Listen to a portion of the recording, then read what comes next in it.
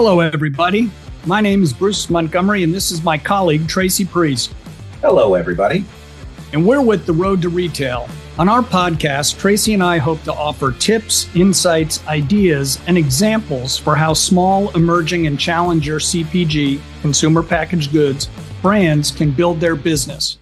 Everything from determining if you're ready to grow, where to start, how to prove it online, how to go about securing distribution at a national retailer, driving your business with the end consumer, and how to go about finding an investor if that's important to you. The bottom line is, we would love to help you be successful by highlighting the many important factors that go into establishing and growing your brand. Bruce and I have been working in CPG commercial operations for over 30 years, working on brands of all sizes. By commercial operations, we mean sales, marketing, trade marketing, new product development, broker and distributor management, new product development, brand M&A, and financing. As a part of our show, we bring our guests that are brand founders and leaders, agencies, Amazon specialists, sales agents, contract manufacturers, retailers, and investors to discuss their experiences and share their insights with the audience. To keep up with the show, please subscribe to the Road to Retail podcast on Apple Podcasts, Spotify, or YouTube. Leave us a review and consider sharing the show with a friend or colleague that may benefit from the content. You can also check out our website to learn more at www.road2retail.com and follow The Road to Retail on LinkedIn. We would love to have you along for the ride. Today's show is sponsored by Retail and Response. You've heard it a million times on this podcast. It's not about getting your product on the retail shelf. It's about moving product off the shelf and hitting the retailer's sales velocity hurdles fast. Otherwise, they're going to begin the discontinuation process. Trust me. A slow sales start can be fatal to your brand. You need consumers coming in seeking your brand. You know, the one they heard about on radio or saw on TV. If you think radio or TV advertising is too expensive, you need to speak with our friends at Retail and Response. With over 30 years helping drive hundreds of millions of dollars of sales for their clients, Retail and Response can get your brand on radio and TV for pennies on the dollar. Check them out at retailandresponse.com. That's retailandresponse.com.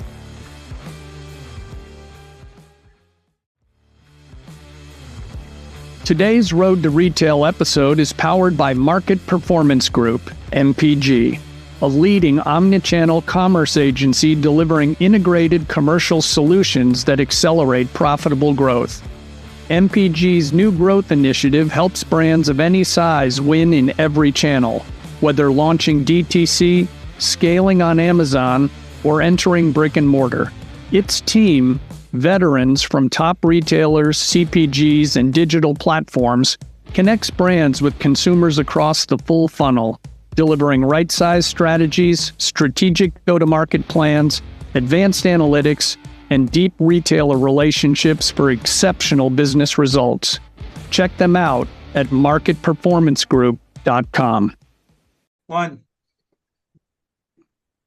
Hey, everybody. Welcome to the latest episode of The Road to Retail. Who could that be? Oh, my God, it's Tracy Priest. Tracy, how are you? I'm doing good, brother. I just keep showing up when you tell me to. I just keep showing up. Excellent, excellent. So, Bruce, we've got an awesome episode today. We have as we now call it, returning champion. So tell us who that is. Oh, we're very lucky that John Pinto has decided to come back and talk to us and tell us about his brand Boom Boom, where he is the founder. We spoke to John quite a while ago when he was really digging holes and getting this thing going along with his team. And the reason John is successful is he rarely rests and he's continuing to dig holes, but he and his team have made great progress. So we thought it was time to check back in with John. So John, welcome back to the show and thank you for giving us some of your time today. Of course, Bruce and Tracy, appreciate you having me back. Yeah, so, John, it is cold and flu season. I'm very boomed up, baby. So it's nice to talk to you. Before we dive into the discussion of your brand, why don't you give us a little background on the John Pinto story and how you got to where you are as the nation's chief nasologist. Yeah, well, I'll give the quick background. Yeah, both my parents are like holistic chiropractors, so I was very much raised with essential oils and more of that path, and so I was always very familiar with essential oils early on, and then um, fast forward, got out of college, worked at a startup. I was fortunate to be the first employee at a healthy snack and beverage startup and saw that company kind of explode to like 50 people. And then Boom Boom kind of came into the picture. And I always was just super fascinated with the idea of this day. We call it a daily use nasal stick.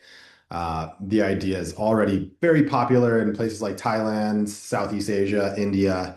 And then here in the States, you're really looking at inhalers or nasal sticks, as we call them, really just for when you're sick. And so um, felt like there was a big opportunity to make it more fun, make it for daily use, and really bring it into more of like a ritual that people are using throughout the day. And that is the story we've been telling for, oh my God, 11 years at this point. And yeah, some people, I guess, are starting to actually believe us, which is fun.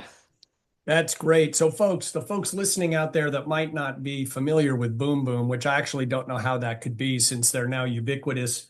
It's a drug-free nasal stick. So if you're feeling congested or just want to make sure you're breathing okay each day, you put it up your nose and inhale. And I'm a heavy user and it feels great and it works well. So John, kudos to you. Thank Tracy. you. So, John, tell our audience a little bit about the backstory of founding Boom Boom, and a little bit about what you saw in the market that said, "Hey, this is a great idea." Yeah, for sure. So, the concept, like I was saying, like is already really popular. And if you go to Thailand, everyone has one in their pocket. There's a few brands that are super popular there. Um, and so looking at that, it's like, okay, well, why is it being used in other parts of the world? There's a variety of reasons, but it's really been kind of seeped into culture there, and people are leveraging their sense of smell to feel refreshed, feel rejuvenated. Yes, Boom Boom is used for when you're congested or maybe have allergies and want some relief or a fresh feeling, but we're also getting a large group of people who are not sick to use our product, maybe um, they're Uber drivers and don't want to drink another cup of coffee in the afternoon, or they have it sitting on their desk and they're using it for the afternoon slump, or maybe they're using it to help themselves wake up in the morning, or even calm down at night. Like your sense of smell is really, really powerful. And so it's really thinking through that a little bit more and leaning into that idea and getting people to think of it more as like a daily use product. We want people to think about Boom Boom in the same light that they think of eye drops, gum, mints, lip balm. Now you have your product for your nose that you can keep in your bag or at your desk. And um, yeah, and it's, I think the other big thing is a lot of we looked at the market here, a lot of the products have like camphor oil or tea tree oil. And your sense of smell is tied to memory. And a lot of the existing products have those scents in them, and those are really triggering. You're using them when you're sick, so you're basically smelling them. You're like, oh, I don't really feel good. Your sense of smell, and so it's getting people to think about something when they're not sick. And people are using Boom Boom throughout the day, and we have different flavors, different scents. That's kind of our unique thing. We have wintermint, spearmint, tropical, lavender. So that's kind of the unique thing that we bring to the table, and we feel like we have a more premium product, and people obviously want to kind of keep it in their bag, and it's not just tucked away in their medicine cabinet for when they don't feel good. So John, that's really interesting, which leads to the second question. So I was highly aware of using it when people are congested or feeling sick, but listening to you educate me and the listeners about the other reasons and ways people could consider using Boom Boom, you have a unique, meaningful point of difference in that it's drug-free. But when you started to bring it to market, whether it was online first, which we'll talk about in a bit, and then later into brick and mortar, how did you think through? It's like, man, how do I position this thing? You're a bit of a trailblazer there, and that, the trailblazers always have lots of arrows in their chest, going down the path first. Yeah, honestly, I think that's probably why it took so long to get us to this point because we didn't really know exactly how to talk to the customer. We always knew like early on, I would be out at the bars, giving out samples. I was like 22, 23 years old. And what I knew was that everybody who tried it was like, oh my God, what is this? I love it. Where can I get it? Right. And so when you look at that specific use case of just even being out at night, people are like, it's refreshing. It makes me feel good. I can breathe better. Right. And so we always really positioned it as early on. Well, let me take one step back. Early on, it was actually boomboom.energy.com. And we actually started it, and like the tagline was like energy you inhale. And we started to get like negative reviews coming in because people were thinking it was going to be like a 5 hour energy or like a Red Bull or something. And that just wasn't the case. We weren't really comparing apples to apples. And so we were like, okay, this messaging isn't really resonating or really making too much sense. We know that people were using it in the afternoon instead of drinking coffee, but like it just didn't make sense. And so then we went to Boom Boom Naturals, which felt more in alignment and gave us kind of this broader place to kind of play in.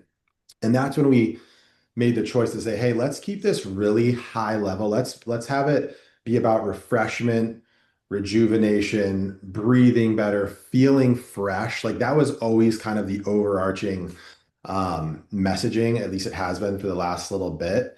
And then after that, people are finding their own specific use cases. And we've done surveying, and it's about 50% of our customers are actually using it for when they're sick. And then the other half have found a bunch of other use cases that they're using the product for. So it is kind of split down the middle. And now as we've continued to grow, it's like, okay, how do we develop marketing and messaging for the different kind of avatars and people using the product? And that's kind of where we're at now. It's like, hey, we have landing pages specific for this group of people, for this group of people, and so forth. And that's, I think, going to continue to be a big part of the plan as we scale.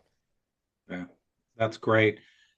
So, John, talk to us a little bit about maybe the consumer research you did, identifying the consumer and usages and the things like that. So, did you do any consumer research? Yeah, we did a brand study, maybe call it 6 months ago, and it was it was great to see the data come in. It confirmed a lot of what we already kind of knew to be true and what was happening in the market. But it also gave us a lot of legs to stand on when we're going into, retailer meetings or talking to people about the business. It's like, no, this is like, it's not, we're not just saying it anymore. Like this is actually, data coming in from actual customers and people in the market. And so, yeah, we did that, about 6 months ago and got a lot of good insights for sure. Awesome. That's John, great. did you do anything early on aside from going to the bars and handing it out? As you moved, or was it just kind of trial and error, or as your intuition when you're moving from Boom Boom Energy to Boom Boom Naturals? Were you like, man, maybe It was always I've always especially early on, it was always like just a gut instinct. Like, hey, something isn't working here. Like it didn't feel in sync or in alignment. And that's what we were hearing from customers too, right? And so, yeah, we didn't know. There was no like early days, there was no extra research. This was pure like sampling, getting feedback and making just small tweaks along the way.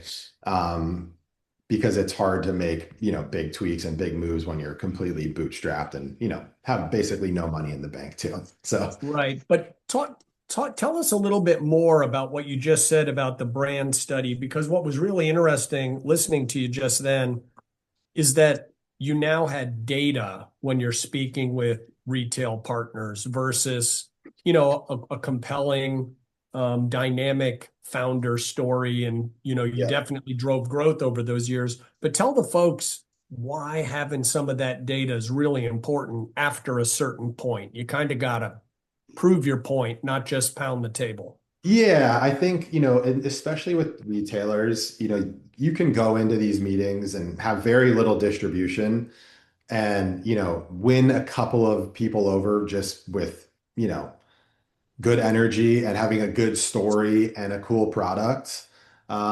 It's got to sell, obviously. Like you can get in, but it's got to sell. And then once it starts to move a little bit, you have to come into those, yearly reviews or however often they are with something more tangible, right? Like there's got to be more to the story. And a lot of that is based around like data, right? It's become very clear as we go deeper into retail, like the only thing that matters is the data. And are we positioning the brand around the data to continue growing and telling the story that we want to tell? And yeah, like our decks, our presentation decks going into these reviews are completely different from, a year, 2 years ago, because we just have so much more to talk about that actually is like factual and not just me, trying to sell the business, the product into the store. Great. So let's talk about your early days and then you can transition. So as the brand began in that DTC environment, tell the folks what you think the value is of launching online first and if you still feel that's the right approach for a CPG brand to take, especially one that's non-perishable, right? Yeah, absolutely think it's the way to go. Still, Yeah. for us, it allowed us to just be really, gritty with how we tried to continue to push the brand. We early on it was, hey, how many samples can we, obviously give out, but like also send to people. This was like 2016, DMing people on Instagram who I thought might like the product, who had like a small following, right? And so having a presence on Amazon, TikTok Shop, which I can talk about too, and .com allows you to go and plant a bunch of seeds online and hopefully get people to talk about it and get some good early kind of data. And I think a lot of retailers now are looking at, hey, how are you doing on Amazon? How are you on Walmart.com? How are you on TikTok Shop? So yeah, it's a great way to start. And if I'm picking one channel to start on today, I would start on TikTok Shop, and then soon thereafter I would get onto Amazon and also like run your own website. But TikTok Shop is going to let you put out content and test things a lot cheaper and more inexpensive than any other platform by far. That's awesome. Interesting. I love that. I love that. I'm And a we big just and I can talk more about TikTok Shop too, like when the time comes or if we have questions on that. But yeah, there's nothing really like it on the internet right now in terms of being able to leverage affiliates and creators and getting people into to learn about the brand, and you can do it if you're willing to invest the time, energy, effort, like it's definitely worth the energy. Well, we're going to get to TikTok Shop, my friend, in just a little bit. Tracy? But first of all, let's talk about launching into brick and mortar. So, of course, launching a CPG brand, as you know, is not for the faint of heart. And going into brick and mortar is even more scarier for, brand founders and new brands. So, talk to us a little bit about maybe some of the mile markers or decisions that you looked at before you took the big leap into brick and mortar. Yeah. Part of the early days of handing out the sticks when, I was going out at night was also walking around to convenience stores throughout Los Angeles, just trying to give my, hey, can I put this display on the counter? And most of the places said no, or most of them would take it and then they wouldn't pay you. And like it was like I knew zero, like literally zero about retail. But what I did learn really early on is that if it got placed in a decent spot in the store, like generally it would sell like pretty decent. So that was a really early, and then I think I went to like an ECRM convenience show and just got completely smoked. This was like 2017. Did not get a single deal done. I love ECRM. This was my own naivety going into convenience first probably wasn't the right decision for the brand, and I didn't know any better, right? And so, but got some good data points early on, and then we went to back at ECRM in 2020. We went to the cold cough event, and that's when we ended up. This was in like Jacksonville, in like January 2020. We ended up winning like Buyer's Choice Award. And I was like, okay, maybe these are our people. We need to be like talking to the cold cough buyers. And then it kind of started to click a little bit and like, hey, this is where we can have a home in the store where it makes sense, right? Hey, in the nasal set, buy the other nasal products. It's like seems so obvious now, but it was something new and different. And so we just didn't really know. And again, I knew nothing.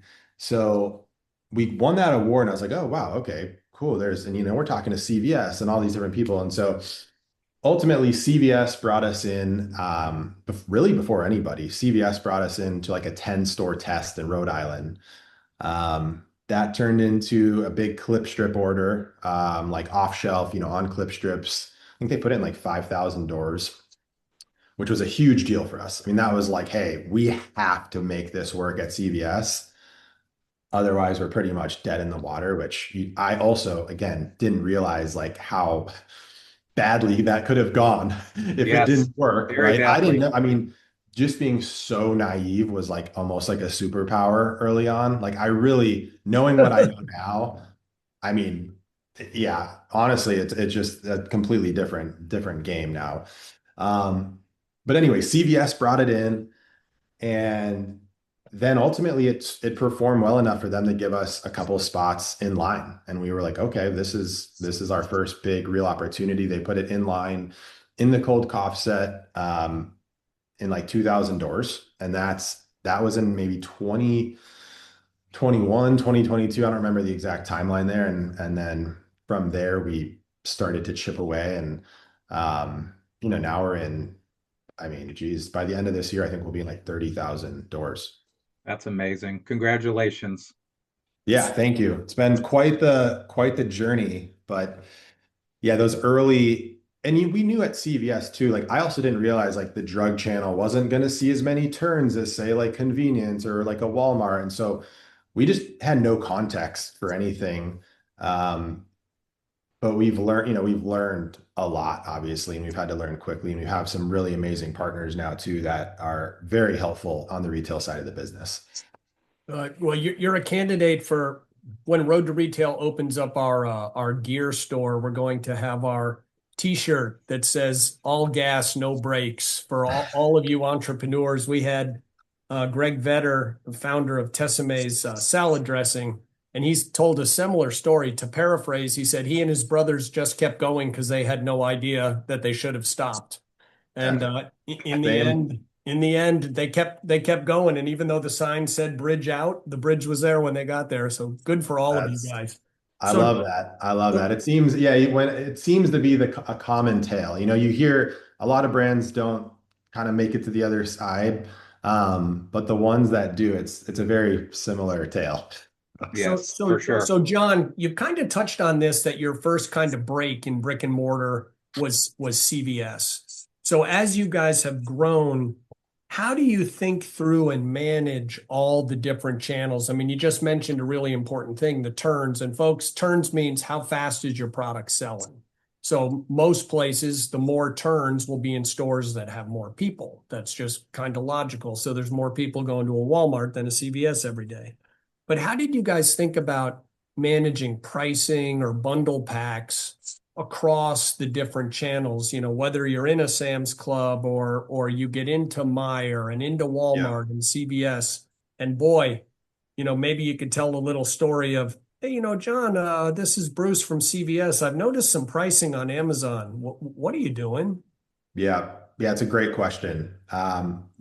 Definitely learned some lessons, probably a little bit late there, but we've almost kind of by like dumb luck, have kept the online business very much our online business. So we only sell our variety 4-pack and single flavor 3-packs online. And we completely own all of those channels. TikTok Shop, Amazon, Walmart.com, our website. We do not sell any 3-packs or 4-packs to anybody else, right? So we Smart. completely control that whole part of the business, which is really important, is a really important part of the strategy because it allows us, that's what kind of keeps the flywheel going online and all the eyeballs online, is being able to control that kind of P&L and like looking at it almost in like a vacuum. Um, that being said, now we're in Walmart and Amazon are looking at each other. They're scraping data from each other, being like, hey, Oh yeah. okay. And they're almost at the point now where if it doesn't matter if it's a different SKU, if it's the same product and it's a 2-pack versus a 3-pack, Amazon's going to take that buy box from you if it's at a higher price than it is at Walmart. And, we're seeing similar things at Target now too. So yeah, it's difficult. It's very difficult. And you need to be very, very careful with your pricing strategy going into retail and really understanding how they all play into one another. And I think some of that scraping of data from like an Amazon to Walmart and wherever else, like that's all relatively like new stuff. Like, I mean, it's been happening, but usually it had to be like the same SKU and the same UPC. And now it's like, hey, no, we're going per stick. What is it being priced at on Amazon versus at Walmart? And so we look at that very closely, and we know, we have great partnerships with all of our retailers, and we're as transparent as we possibly can be with all of them. I think the turning point, and when I was like, hey, we actually did a price increase maybe like almost 2 years ago at this point. Or maybe no, it was a year ago. And this was like, hey, we have one shot to kind of like do this and do it across the board.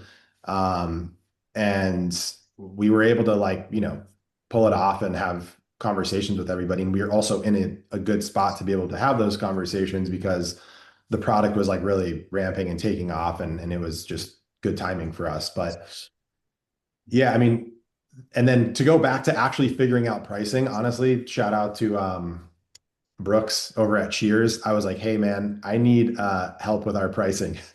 And he just like sent me a little take on what they're doing. And it was like, okay, it like cleared a few things up for me and how to look at different channels, different retailers.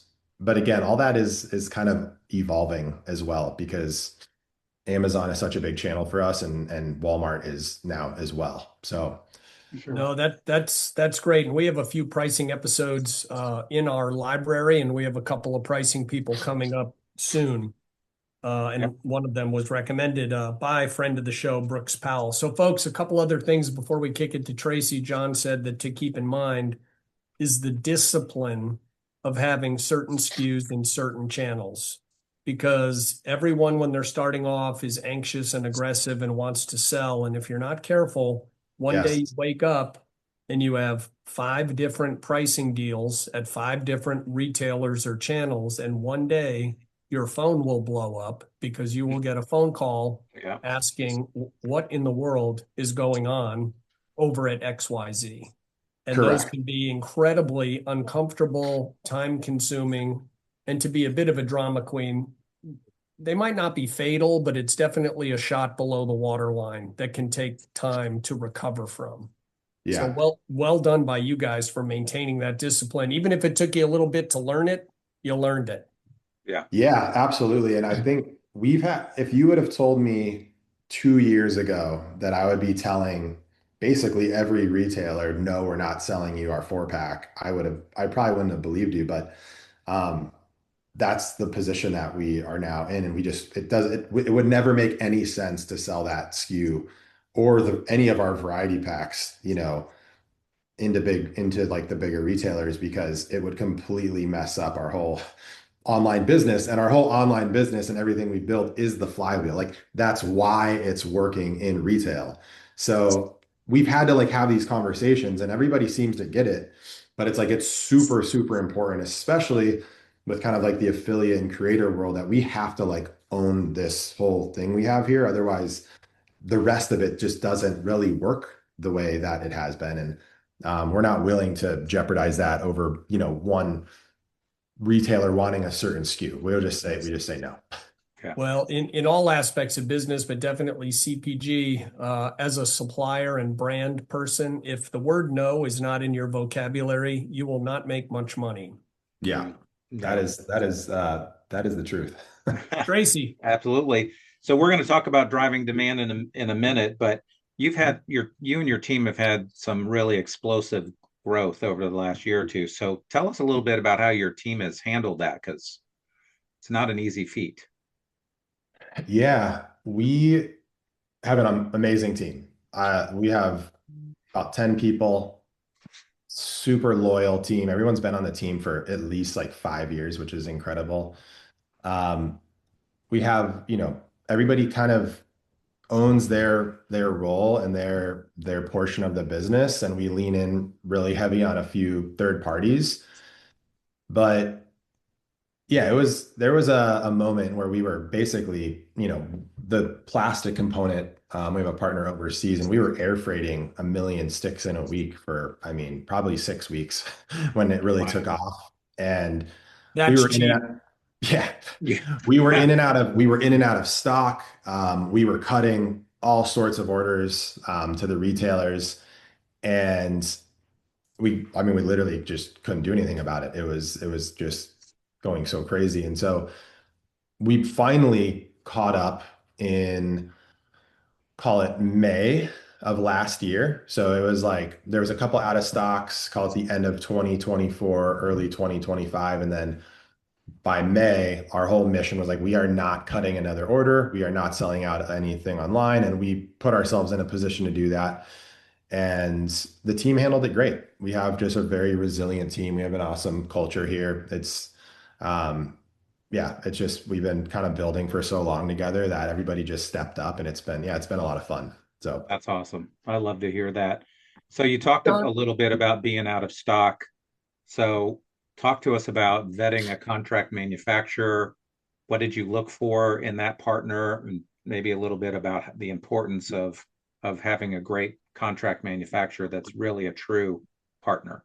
yeah, yeah, we have a couple of key partners. One, our first contract manufacturer. Um, the reason I just found her randomly doing research, and she was the only one that was like, "Hey, yeah, this time seems interesting." And over time, learned that she was just an incredible formulator, had a really cool business, and she ultimately got acquired a few years ago by a bigger, more like global enterprise that is now our partner, and everything's completely been elevated to the next level, and very fortunate for that as well. So yeah, I think loyalty is like meaningful in this business, and I've had the same group of people running our supply chain for literally 10 years. We have a really great packaging partner as well, who, everybody just, again, it's like I don't like to bust chops too hard on the little things. It's like, okay, hey, let's figure it out. Everyone's, doing their best. But when things actually needed it to get done, when we were like really ramping up, like every single one of our partners stepped up. And that's because, I like to think we're easy to work with, and good partners. And so, yeah, I think loyalty is a big part of this. And, that's not to say I don't try and get price breaks and go and have conversations around those things. But, having good longstanding partnerships, especially in CPG, I think is a really valuable asset for sure. Great so advice. John, so John, when we were prepping for you to come on the show, we had talked about, as you guys were growing so fast, you referenced kind of your sales agency and their order to cash and some of the things. You want to talk about how you get some assistance going to market and the services that they Yeah. provide you? Yeah, absolutely. We were going direct to CVS. We were direct to, I mean, all of our early partners, we were going direct to, dealing with EDI and yada, yada, yada, which was, again, all new. You know, the learning curve on that stuff was not fun, but we figured it out and quickly realized that, oh my gosh, we are absolutely not equipped to handle this part of the business. We had like 8 people. I was like hiring a third party to just like deal with like deduction management and stuff. I'm like, is this really what's happening here? And then you realize there's a couple of players in the space who have kind of figured some things out. And we ended up signing a deal with Market Performance Group, MPG, and for, you know, retail representation and, you know, helping us with sales into all the big retailers. But then also, and what I was most excited about was the order to cash service that they offer, where we are effectively shipping in all of our retail related SKUs to you know, their warehouse, and they are taking the orders directly from Walmart, CVS, and actually consolidating orders with other brands they work with, and then shipping it on our behalf, invoicing, collecting the cash, and then remitting to us every couple of weeks. And I gotta tell you, it is the best partnership ever. I really, you know, the team, we have such a lean, amazing team. It's like, and now we can kind of keep it relatively lean because we have a partner like that.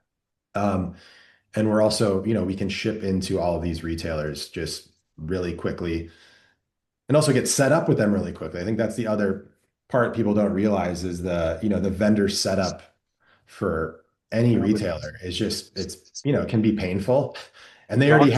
they already have their vendor number set up with basically all the retailers. So Yeah. it's like, hey, we want to work with Hy-Vee. Okay, great. Well, here's our vendor number. Here's the new items, set up the new items, and then you're on your way. And so think that was November 2024, and that was a massive, massive unlock for our business, and something I would do out of the gate if I were to start another brand. It's tough though to, you know, again, and I get like if you're MPG or one of the other groups, like you also want to work with brands that are doing some volume and moving some product, right? Otherwise, it's a little, and that takes time, right? So you got to be at a certain, I think, like threshold for it to make sense.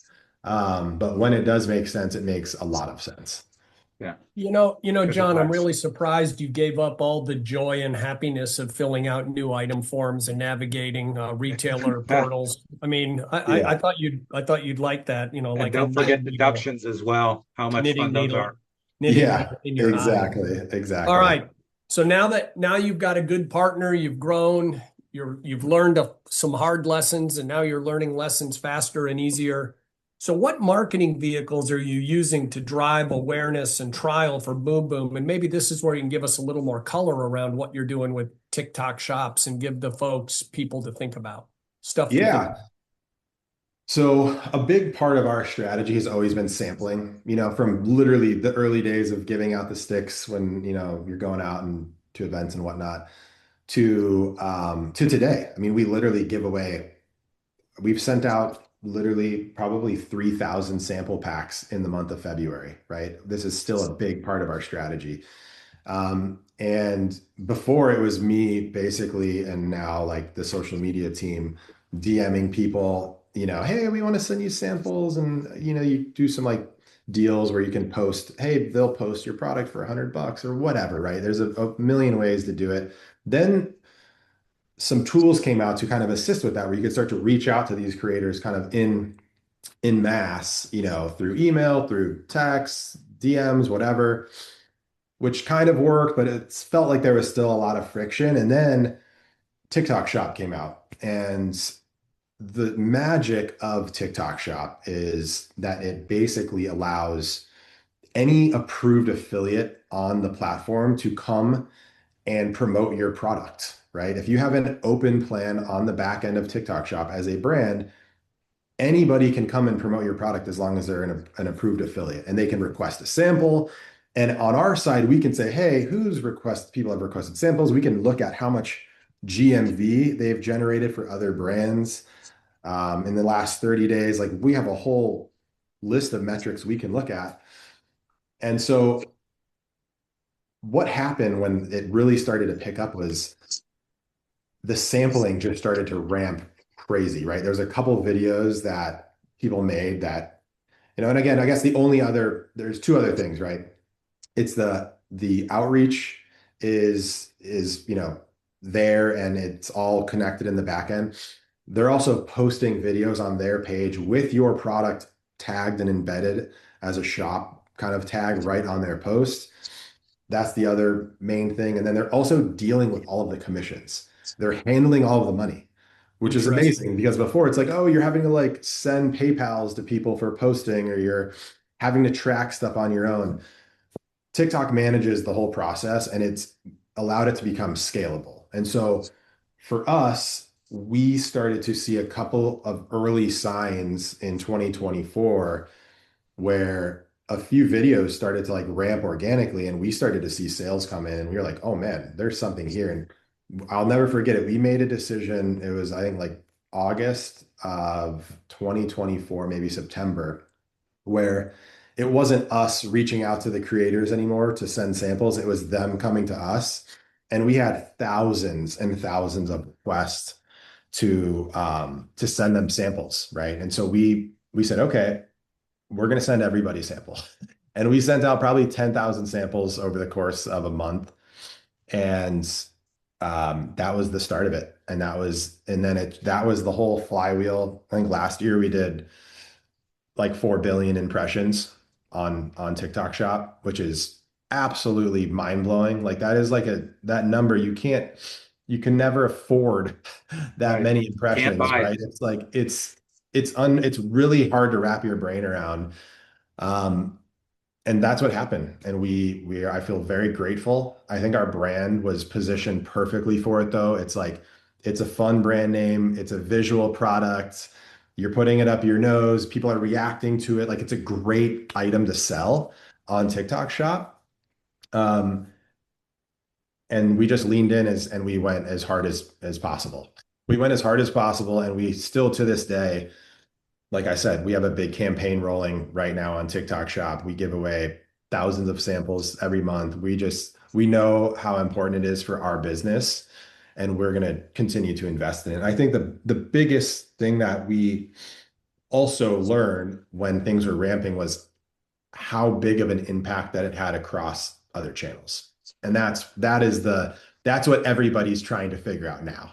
They're like, oh, I need to be on TikTok Shop. It's like, yeah, yes, you should be on TikTok Shop, but it's not just like, hey, I'm on TikTok Shop and it just like magically works. Like there's a lot of foundation and groundwork that needs to be laid, and relationships that need to be built across the affiliate networks with TikTok directly. Like there's a lot of layers to it. And yeah, and that's what we've been focused on because we know how big of an impact it has across the rest of the business. Yeah, That's the incredible. halo doesn't come automatically. You got to work at it to make that work. Absolutely. So, John, you just shared about you investing in your business. Let's talk about people investing in your business. We shared up front that, early on, it was a bit of a slog. Why don't you tell the group a bit about investing in, taking money into Boom Boom, what you've done, what you've considered, and if you were to look for outside capital, what would you look for in that investor to come to your table? Yeah. Yeah, we've had a very probably, unorthodox path of to market. It's been 11 years.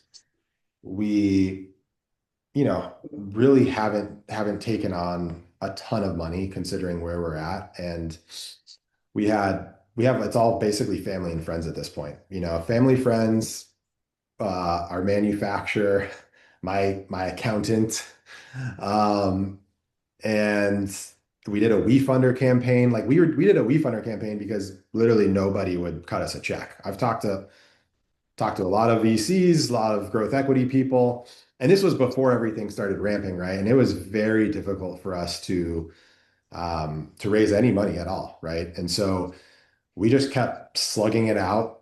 And, I think sitting here now, it all worked out, and things happen for a reason. But, if we were to take, a check from anybody, it would be highly strategic. Like, hey, they're going to be able to help with certain things around the business.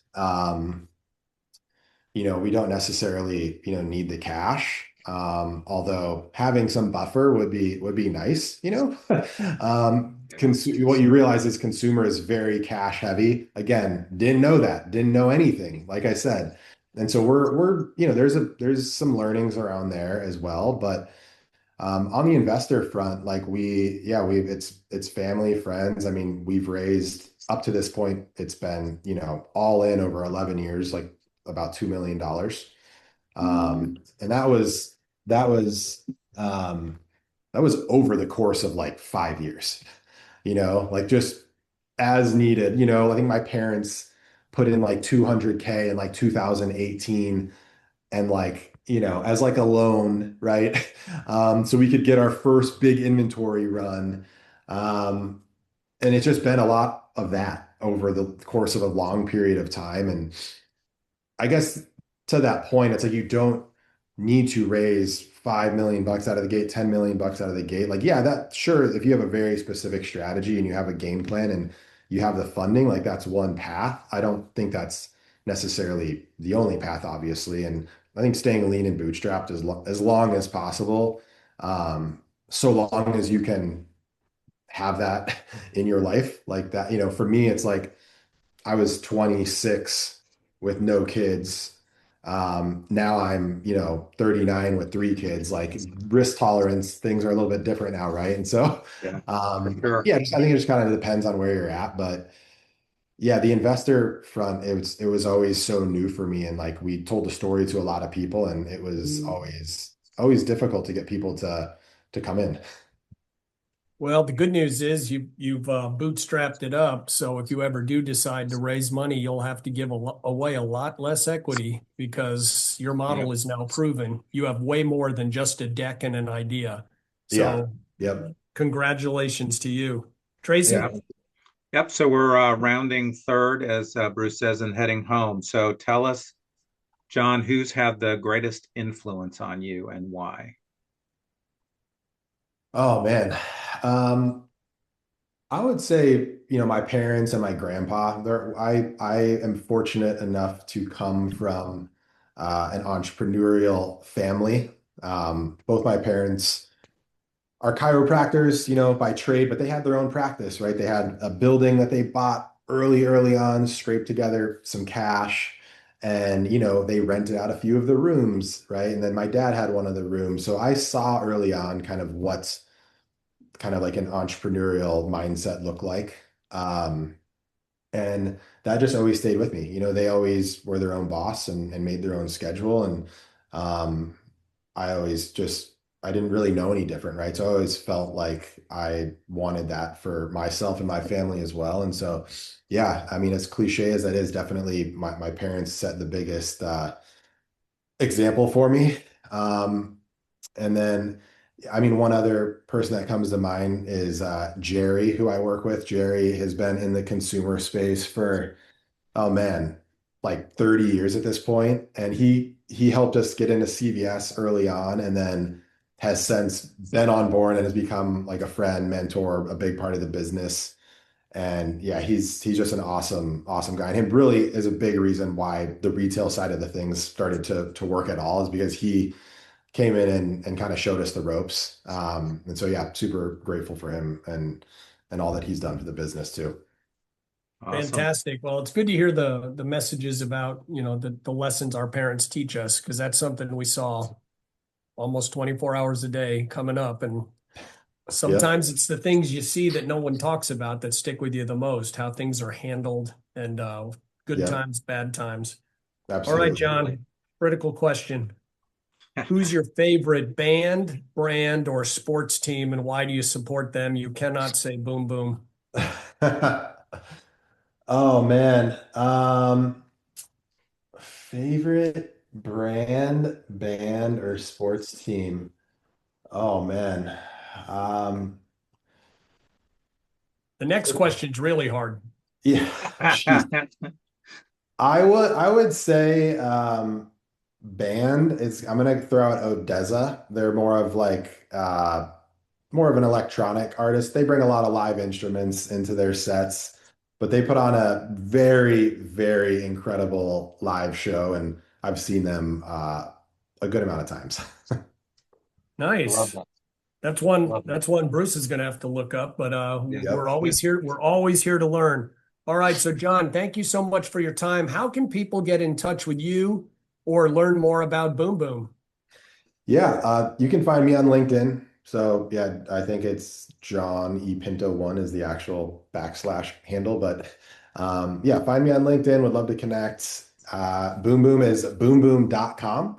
So yeah, check us out, boomboom.com, or you can find us on TikTok Shop, Amazon. Make sure you're looking for the listing with all the reviews. There's lots of people trying to come at us right now. So find the ones with all the reviews, none of the counterfeit stuff. But yeah, those are the places you can find us.